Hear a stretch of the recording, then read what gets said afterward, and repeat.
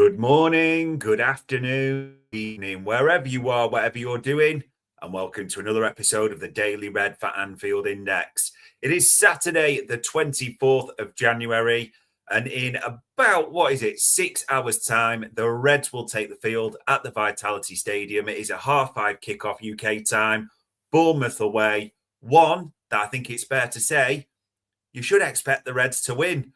But we know what expectation has done this season, hasn't it? We know what the Reds have served up at certain times as well. So there's that in the midst. There could be a legend leaving. There could be a cult hero returning to cover it. There could be 1,000,001 things happening. Who really knows? But we're here to discuss it all and run through everything related to LFC today. I'm your host, Dave Davis, coming to you from... the sun's out, which is weird and a lie because there's rain and I can see at the moment when I say the sun's out, it's like peeking through, it's going to shut off. And the wind's taking it sideways as well. So fingers crossed, it is a little bit better in the world wherever you are. But as we said, it is Bournemouth away. It is one of many fixtures in the Premier League today. So when we take a look, I'm sure the 12:30 warm-ups really what you're looking for. West Ham, Sunderland, although how weird is it to say this? Sunderland could go above us in the table today. How mental is that with how many games have been played? Burnley, Spurs, Fulham, Brighton, City, Wolves, they're the threes. But 5:30 today, Sky Sports, it is on. Make sure you got your Liberty Shield set up and plugged in, people. And actually, there's a few Super Sundays that bother us, don't there? Chelsea, United, Newcastle, Villa, all the top four rivals play tomorrow. But it is about us today. And it's probably more off-the-field things that are concerning people, isn't it? Because I can see there, Mr. 365 boy already saying, Gomez to Milan, Robbo to Spurs, short on quality as it is. I get that. And, of course, we will talk about the latest rumours, the latest moves. But it's still important what happens on the pitch, isn't it? And when you look at the table, you need a win here. Because we are on 36 points in fourth place. And Sunderland in ninth, 5 places behind us, could, if they obviously battered West Ham, go higher than us, but at least level on points in the table. United and Chelsea are right on our heels. And it's great getting a result in Marseille. Absolutely brilliant. But we're at our kryptonite end of the table here, aren't we? Bournemouth in 15th. And yes, they have only won 6 games all season. Yes, they have shipped 41 goals. Literally as bad as Wolves. Wolves have also conceded 41. So they are porous. That's a good word for a Saturday, isn't it? They do ship regularly. If they've got any sense on a small pitch, they'll keep it tight, go long and play for set pieces. The best thing Iraola could do for us is play football. I hope he does. I hope he makes it a football game. That suits us all day long, doesn't it? But when you look at everything and how it sits, it's really you need a win or the pressure just ramps up beyond belief, doesn't it, on Arne Slot? And obviously we've got our own aspirations anyway. So we'll see. We'll talk about lineups and things a little bit later. Looking at the latest headlines on Anfield Index, there's a proper mix on these, isn't there? And I mean a mix and a half because look at that opinion piece. Andy Robertson's Liverpool exit makes sense for all parties. That's one opinion. Yeah, Mulby, it doesn't make sense. You got the contrast in there. Arne Slot still facing opinions, and there's a few of you talked about as well. Joe Gomez there. Yeah. Interesting one.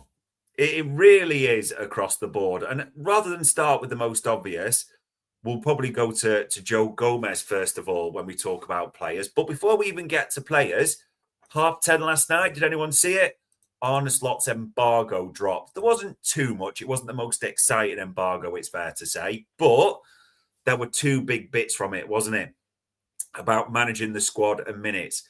When Arne Slot said, I think every player knows that a manager needs to make decisions. And I think every player, 99 out of 100 times, is disagreeing with the manager if he doesn't play. Of course, that's true. Of course, it's absolutely true. But it's all about how they react.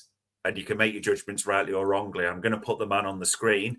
the Egyptian king. I'm not going to say wrongly because he's one of my heroes. But Arne Slot was asked about benching Mo Salah, wasn't he? And said, I always find it uneasy if I leave a player out, and even more a player that has meant a lot for this club. I don't think he's going to leave him out today, but we'll get to that later. And one look at the chat panel. I mean, look at the range of comments here. Mohammed here saying there, either Liverpool hierarchy has lost their mind or they are cooking something different with new hungry recruits and maybe a lower wage bill. Barry saying there as well, Robbo in our best ever 11 needs a proper send-off from fans at Anfield. And I should really start with Robbo, but it sounds easier to start with Joe Gomez. Now, I've seen reports that AC Milan are going to make a last-minute move there for Joe Gomez. They tried to make a last-minute move in the summer window, didn't they? But as we know at the time, they couldn't get the medical done in time. There was an expectation that, you know, he would go, Mark Gay would come in on the last day. Sliding door moments in football, as they say, eh? But it neither happens. And now, let's just be clear. Does anyone honestly believe, seriously, that Liverpool are going to get or let Joe Gomez go right now? And I know some of you are going to come in with Andy Robbo, they're letting go, so they'll let Joe, no. They're not going to leave themselves this much business to do at all. And you saw Arne Slot talking in the press conference saying, you know, if market opportunities, the famous line comes up, but not expecting much movement that way. And probably when it's put to him next week, he'll talk about a player returning, won't he, at the same time? So I will do the next pod with nipple tassels on if Joe Gomez ends up at AC Milan. And Arj saying there, you know what, you never know. You never know. Something will surprise you, but Liverpool are not going to do that deal late in the day. It just ain't going to happen. Simple as that. One that does look likely to happen, though, this kind of put everyone's jaw on the floor. It came from nowhere yesterday, wasn't it? David Ornstein put it out. Tottenham Hotspur working on the deal to sign Andy Robertson. They're bringing forward the plan to sign him as a free agent in the summer. Talks are advancing between all parties. And I can see people in the chat panel saying, well, I don't have any stage left. Joe Gomez is not going to be sold by Liverpool people. Let's be sensible at this. But Andy Robertson does look like the smart money is now on his way out to Spurs, doesn't he? With 6 months left on his deal. And it was reported last night as well, because this is one consideration. He is in the squad, Robbo, for the game at Bournemouth, and he's expected to feature against Karabag in midweek, that Champions League game. If he does leave, it will be similar to Semenyo's exit from Bournemouth. The timing is to suit all parties. And that'll be it. Does this suit all parties? This is the argument that everyone's kind of having or sharing the thoughts and opinions on, which is right to do. Everyone's entitled to. From the pure business point of view, you could look at it and say, this is a backup left back. Robbo is, what, you know, as much affection as we've all got for him, clearly the backup left back to Kirkes this season. He has 6 months left to go on his deal. He's one of the higher wage earners at Anfield as well.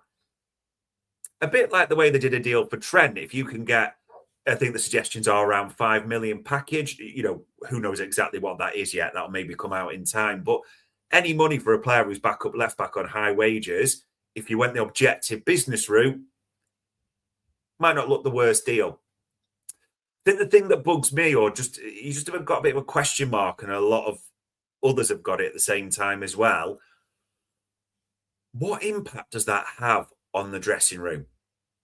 Robbo is the vice captain. You maybe can't quite quantify, shall we say, his leadership, but we know he's a big character. We think back to the summer and the tragedy with Diogo Jota and how that affected him at the same time as well. That comes into the midst, doesn't it? You saw him after Scotland qualifies. He said he couldn't get Diogo Jota out of his head all day. You know, he is a big presence in that dressing room. And there is a concern, you know, a leader leaving, what impact will that have? And also, you know, we're still chasing the FA Cup, the Champions League, a Champions League spot. So there's that in the midst as well. But all the reports seem to be And I see this, people talking about Trent's brother driving this. Like, listen, I've got no time or respect, don't get me wrong, for Trent's brother, but let's knock that off. Andy Robertson is looking at this, as we know, that the World Cup is coming up. Yeah, Jonathan's just mentioned it there in the chat panel. I get it. It's fully understandable that Robbo's got more than one eye on the World Cup with Scotland and leading them out in the US. Of course he has. He wants to be in the best possible position. There is also the other element that, and he talked about this in an interview last week as well, he wants to play football. How many years has Robbo got left at the top? That's an honest question. And he wants to play football. You don't begrudge in that. It does seem, all the reports are, that Liverpool are almost prepared to have this discussion or to enter into this deal as a, let's call it a recognition for the time and all the things Robbo's done at Liverpool. And I get it. What an 8 million signing. In the equation or in the argument for the best left back ever at Liverpool, you can make that case. It's not a debate to have right now. So, yeah, I get it. And also, if Robbo's saying, listen, it's in my head that I want to play regularly, I'm going to struggle to do it a lot, sitting on the bench, I get it. You can make the argument on both sides for this. Ultimately, I'd just be a bit sad. That's just me personally. Whether you agree with it or not, like, I understand the idea of the presentation at the end of the season, that good send-off, the Robbo chance. And if he does come back with Spurs, if this does go through, that'll be a nice moment, but it's not the same, is it? But loyalty and sentiment don't have place in football, as we know. That is not the modern world. And the full expectation is Andy Robertson, I think, does end up a Spurs player. It's just when that happens now. And what it also means, because there's a lot of connections right now between Liverpool and Spurs, isn't there? Indy had this out yesterday.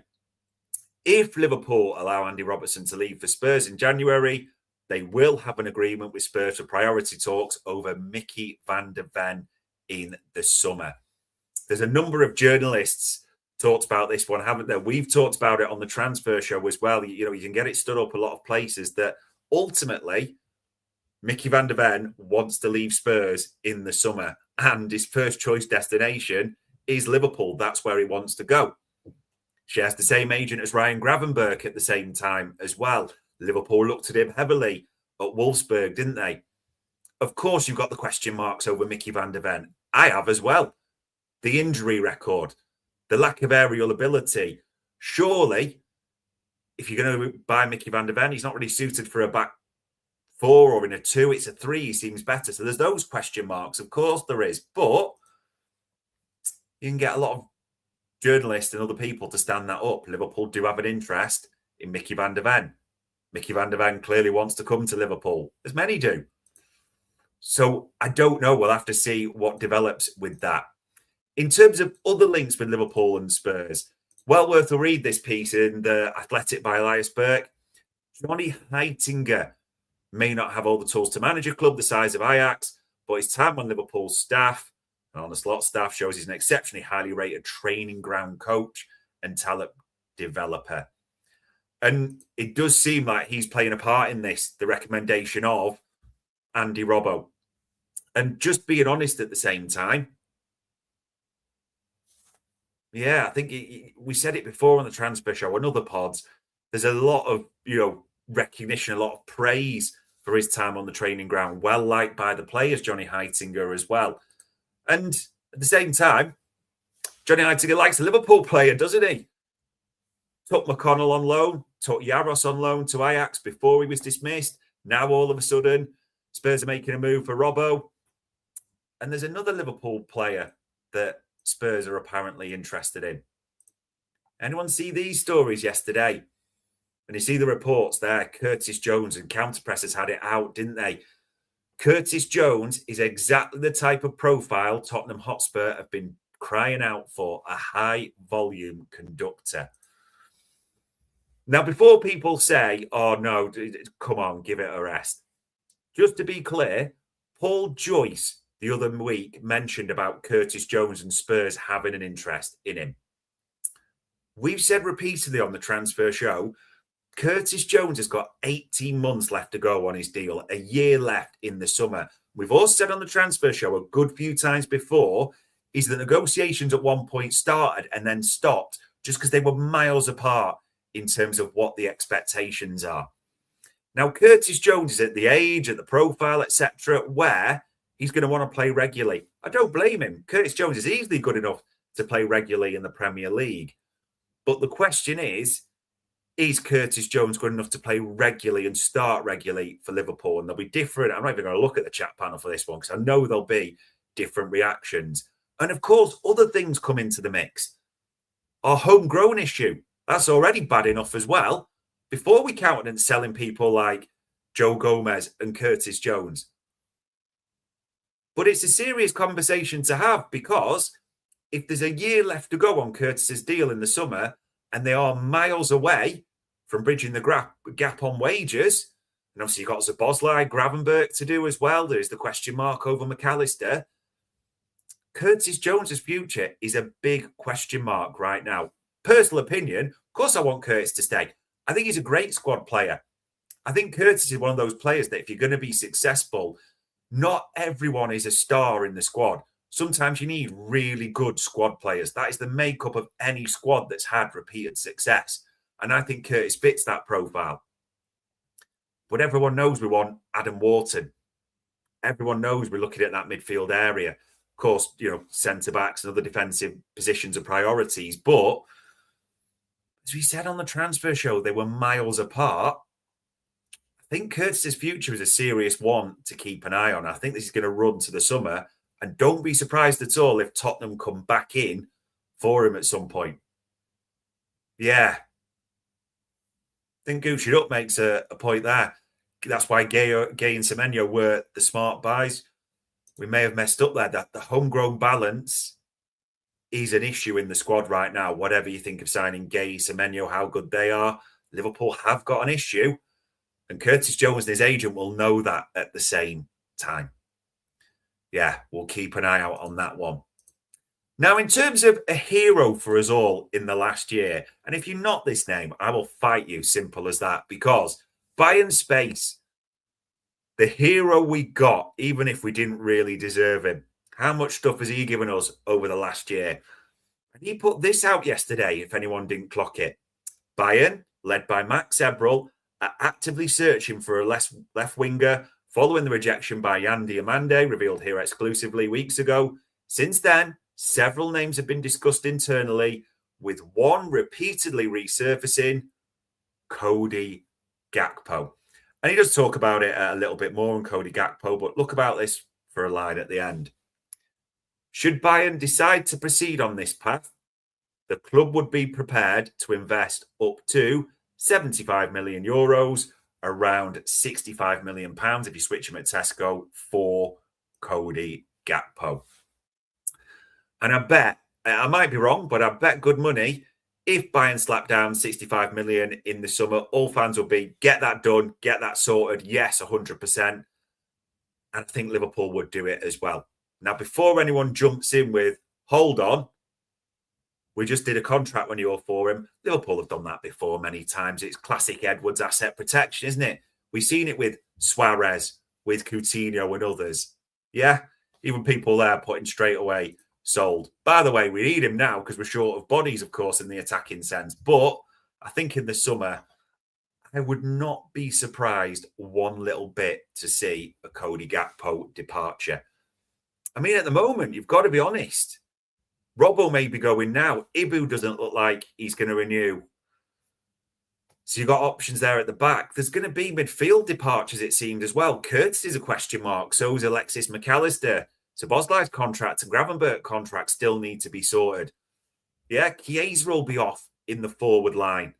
Mo Salah likely as well. We talked about this on numerous pods before and got a lot of stick about it, bizarrely. There's going to be a lot of churn this summer. Might not be a 450 million spending spree with, a lower net spend, but there's going to be a lot of turnover, churn, whatever you want to call it. Yeah? Which then also brings a little bit of the worry. Is there just going to be we don't want a transition style thing again, do we? But we will see. Yeah? Big numbers, whatever way you put it around. In terms of one that just made me laugh, this was quite funny, wasn't it? Harry was in Spain and Indy had it out as well. Alvaro Arbeloa is the new head coach at Real Madrid, has told Trent to leave in the summer. It's a bit funniness to that as well, but it is worth saying, just because we did a bit of digging around on this, me and Trev. Yeah. City, a few have got as well. We'll see anyway, won't we? I don't think he'll give up on that dream. Not going to speak much more about him anyway. In terms of players that could be coming in, and do I dare use this would be like a new signing, but I'm going to go with it anyway.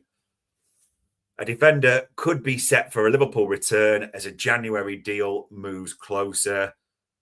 Kostas Tsimikas, the Greek Scouser, only played around 300 minutes on loan at Roma.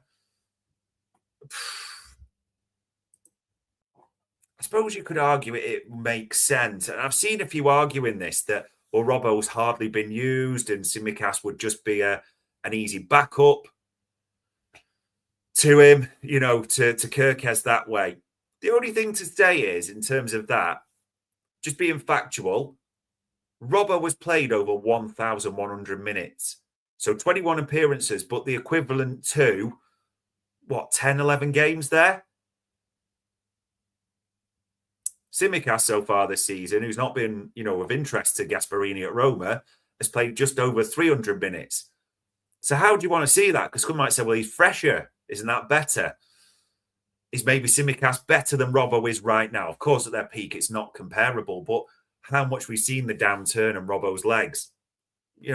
I could understand that argument to an extent, but then also I can divvy it up in terms of Arne Slot preferred Robbo to stay and wanted Tsimikas out and clearly didn't rate him. So as a player coming back that Arne Slot doesn't rate at all, and Liverpool probably don't rate that highly, if we're honest.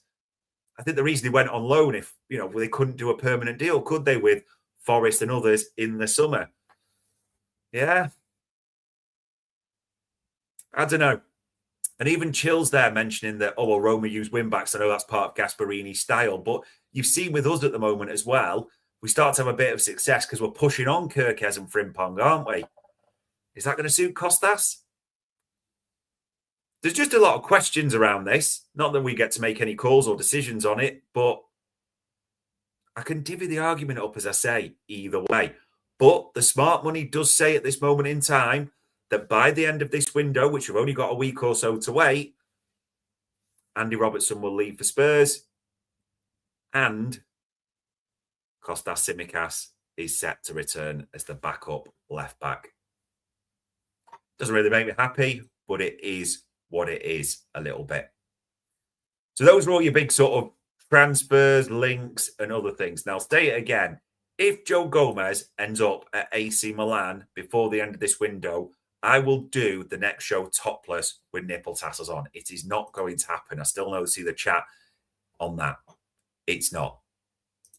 But anyway, to Bournemouth away for today. In terms of who's available, Arne Slot did give us a clue because he did his press conference yesterday morning, 10 o'clock, wasn't he? Federico Chiesa is a Who Wants to Be a Millionaire style 50-50 apparently for this.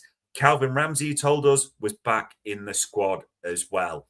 Now, in terms of people have asked about Ibu, all we can think is that Ibu put on social media, and obviously all the condolences to the Canate family because Ibu's father passed. The mosque for the funeral yesterday, he posted that. So there's no expectation, and quite rightly, there's no expectation that Ibu's available. So I think we take that as most likely his unavailability for obvious reasons in the squad. Which then brings us to who should start today? What's the starting lineup? And maybe it's a case of asking, does anyone come in at all? Does Curtis come in? He was on the bench, wasn't he? In that regard, there's not really any changes you can make at defensive-wise, I don't think. Robbo, is he going to come in? Well, look at all the links with Spurs recently. Chiesa's 50-50 anyway. The only strongest argument, I think, would anyone to come back into the starting lineup, and you're probably not going to like this, but Cody Gakpo will argue, well, I got a goal in midweek. He look more determined than ever coming off the Suns bench. But actually, I think the smart money is just on a settled lineup. Alisson Becker in goals. Gomez and Van Dijk were in at 18-19 style at centre-back.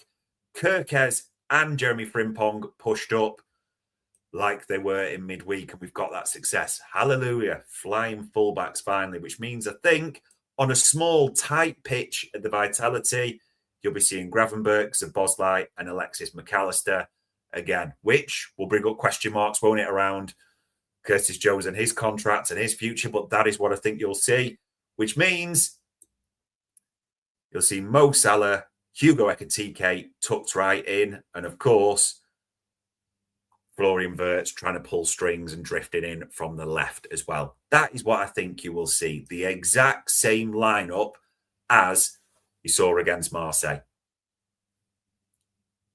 Struggle to see anything different. And then you've got Gakpo as an option off the bench, Curtis Jones as well. But there really is no excuses for me not to get 3 points. I know Liverpool's kryptonite this season has been set pieces, long balls, teams that, go direct. They've really struggled against it. But Bournemouth aren't really that. They do try and play football through Iraola. And I know they're lower in the table and they're above teams that have been nightmares for us like Leeds and Forest. But they've shipped 41 goals. It's a small pitch as well. It might just be about, can something happen like Jeremy Frimpong getting to the byline and whipping it back? Can we see a bit of Salah magic, Ekitike, Wirtz, everything like that? I think it's going to be the same lineup. And I think it's right to expect 3 points. There ain't any excuses. And in fact, when you look at Bournemouth, they've lost Semenyo. Does seem like Marcus Tavernier is set to be out as well. Of course, that's not knocking them. They've still got threats, haven't they? Like Evan Nielsen is a hard-working forward. Justin Kluivert can be good for a goal now and again. But you should expect 3 points. And actually, when you look at that table, in terms of what's needed, of course, the term is must win is used far too often. But look at that. United and Chelsea are right at our heels. And they've got their own tough games with Arsenal away and Palace away. Yeah. And a player that we should mention, who I do like, and I do suspect he'll be moving on, to better things. And actually people are saying Kluivert's injured as well. So that might be a bonus for all. But young Krupi, that player they took from their parent club, Lorient, I think it is, isn't it? He looks a talent, that boy, as well. So he will be one to keep an eye on and shackle today. But for me, 2-0, Ekitike on the score sheet. That is what I'm expecting. A win. I'd like to see a performance. It's another huge week coming up again, isn't it? There's this. Then you've got Karabag in the Champions League midweek, which you still really need to win to, get that Champions League guaranteed. And then Newcastle, who are also right there in the chase for Champions League at Anfield a week today. It's another huge week. There is zero excuses, as Skip to Malou says there, and I agree with completely. Stephen D also going with a 2-0. A performance and a win. I think it's fair to expect that. Will we get it? I don't know. I really don't know. But that is the expectation. Liverpool have beaten you down with expectations this season. We'll see what half five brings. Yeah, maybe we'll leave it there. People saying 3-1, 1-1. 3 points is a fair expectation in this one.